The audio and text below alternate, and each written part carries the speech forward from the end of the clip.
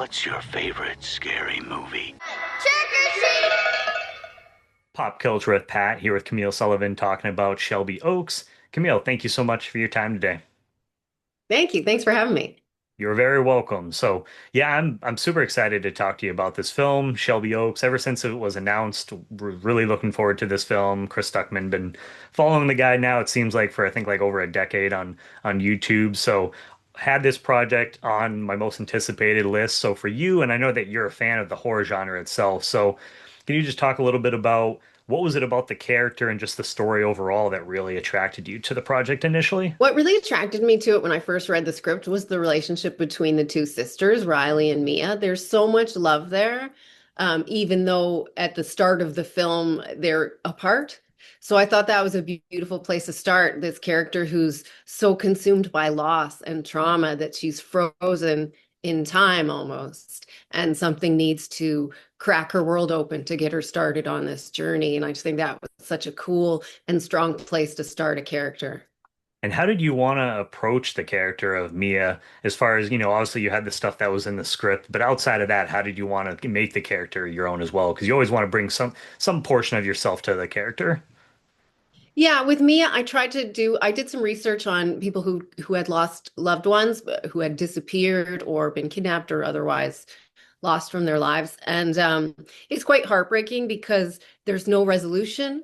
There's no, in some ways, there's no way to move on because then the the decision to believe they're alive or not is just that, a decision, and what a heartbreaking decision to make. So for Mia, she's unable to move forward, and And as far as, the character, so when everyone's kind of given up on looking for her sister, what is it that keeps Mia going? Because obviously there's a lot of obstacles, people, saying that she could give up or she should give up and just even her questioning her own self as far as if she should keep going. So what is it that keeps her determined to try and find her sister? I think what keeps her going is the belief, this very strong belief that her sister is alive. So if her sister is alive, where is she and what's happening to her? And that is probably something terrible, right? Because Yeah. that's when people disappear, nothing good comes from it. Nope. So that's a really strong motivation, not just to find her, but to save her from whatever is currently happening to her, whatever that may be. Yeah, and this is Chris Stuckman, his directorial feature debut. Can you talk about the experience of working with Chris and just you've gotten to work with a number of different directors throughout your career. So what was it about working with Chris and that experience that makes him stand out as a director for you overall? Chris was a really wonderful director, very generous director. So when I came to him with ideas or with questions or just like, I'm not sure I like playing it this way. What if we did this instead? He was really open to those ideas and we could have those conversations on set beforehand or on set and then come to an agreement in the scene with what I think was the best version of it. So he really gave me everything I needed to work with. We shot mostly in chronological order when we could. When I had materials like the tapes that I watch, I was able to watch them in real time. And those kind of things make such a big difference. It just makes my job so much easier. How do you think Chris's career as a YouTube critic that made him a better director for this film? I think his career as a YouTube critic, I mean, prepared him because one, he has an amazing knowledge of film. So he's got all of that information to draw on and an amazing love of film. So also that comes through, I think, in the movie that this is a film lover making a movie for other film lovers because we all want to have a good time at the theater. It's a really the best way to make a movie and the best reason to make a movie. Yeah, I agree for sure. And I know for myself and a number of other YouTubers, I've seen them talking about the film ever since it was announced that this was a highly anticipated project. You had the Kickstarter campaign that broke all kinds of records.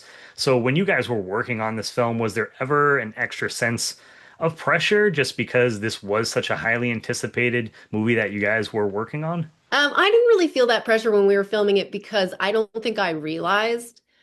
I'm not sure any of us did actually at the time how far this would go, how much it would be embraced. I mean, we certainly didn't see Neon coming on board and just picking it up and running with it. And the whole journey, it's been a long journey, but what a great one. Like, what a fantastic finish line. My God. Yeah, and I mean, and then you also have the film produced by Mike Flanagan as well, one of the great directors I think working in film today.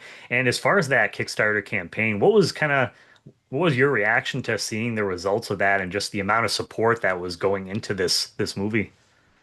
Well, it was pretty amazing. And they had already done the Kickstarter by the time I signed on to work on it, I believe. So, that was one of the things I looked at. And I was just like, wow, look at all these people that are really interested in this movie, that have a lot of love for this man and a lot of interest in seeing this made. And also, I think the one of the things that this movie's done really well is honor the backers too, make sure that they're getting something out of this, that they know they're appreciated and they know that this is their movie too. And I think that's really happening and it's exciting. Yeah, I think that goes a long way for sure. Just, making sure the fans are heard. And you're no stranger to horror yourself. So what can you talk about what your introduction to the genre was?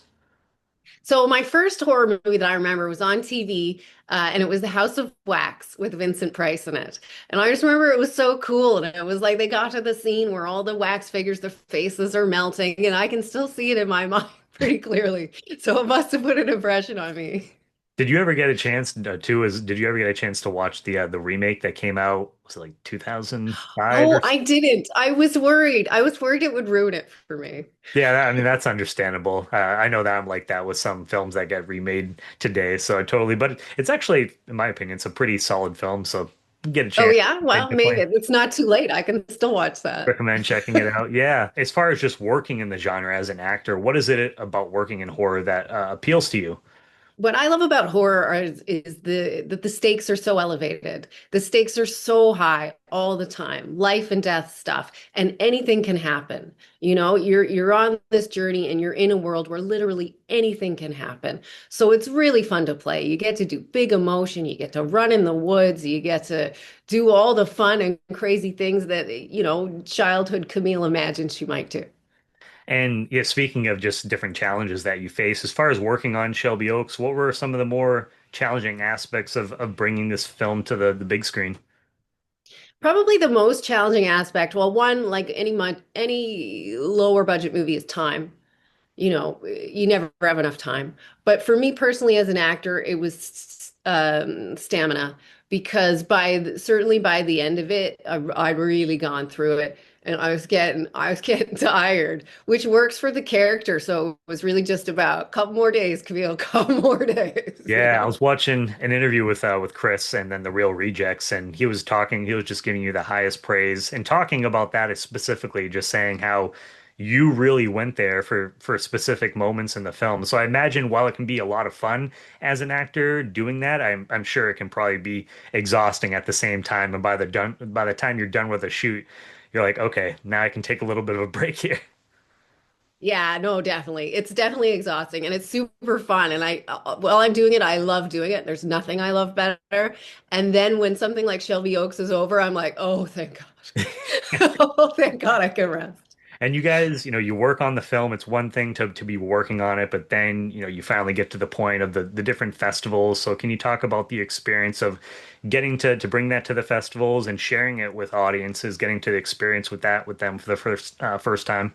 Experiencing it with the audience has been really cool. I've seen it with a couple different audiences, and they react to the same thing sometimes different things, but there were a lot of audible gasps. There was some laughter in places expected and unexpected, but great, like you could really feel, and then dead quiet too, so you could really feel the audience is just on this journey with you. And that's the best thing. I mean, you put your stuff out there and you hope people buy it, and when they buy it, there's nothing better. Oh yeah, 100%. I can't wait to check this one out in theater, seeing it on the big screen with a bunch of people.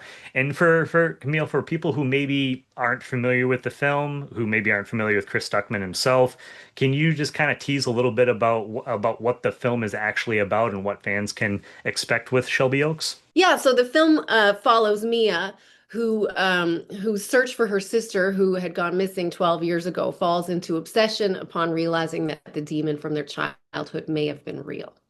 So it starts very much, it's sort of Mia's at a standstill in her life, and then her life breaks open, and then we're thrown onto this journey of discovery.